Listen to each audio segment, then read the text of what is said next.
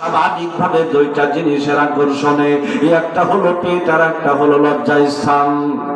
আবার বলে, একজন মানুষ দিন থেকে দূরে সরে যায় দুইটা জিনিসের আকর্ষণে, একটা হলো পেট আর একটা হলো লজ্জাস্থান। কথা কই না? আল্লাহ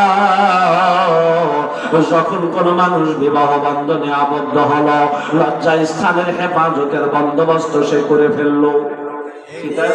তাহলে দিন থেকে দূরে সরে যাওয়ার যে দুইটা পথ ছিল, একটা পথ বন্ধ হয়ে গেল। আলহামদুলিল্লাহ। নবীজি বলেন ফাল্লাতাকুল্লাহ লিন-নাসিল বাতি, আর একটা দরজা খোলা আছে, তাকওয়া অবলম্বন করে এই দরজায় চলা শুরু করো, দিন পরিপূর্ণ হয়ে যাবে ইনশাআল্লাহ।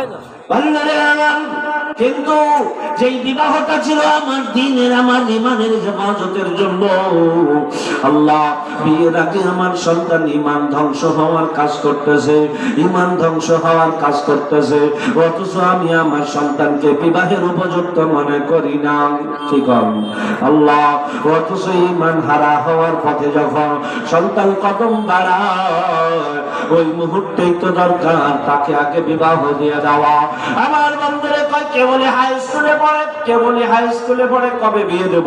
তুমি এই কথা বলে বিয়েকে ওই পাশে ফেলে রাখলে, কিন্তু হাই স্কুলে পড়ার শুরুতেই যে নষ্টামি শুরু করেছে, এই নষ্টামি থেকে কিভাবে তুমি বাঁচাবে? তোমার দুনিয়ার অর্থ সম্পদ দামি, নাকি তোমার সন্তানের ঈমান তোমার কাছে দামি?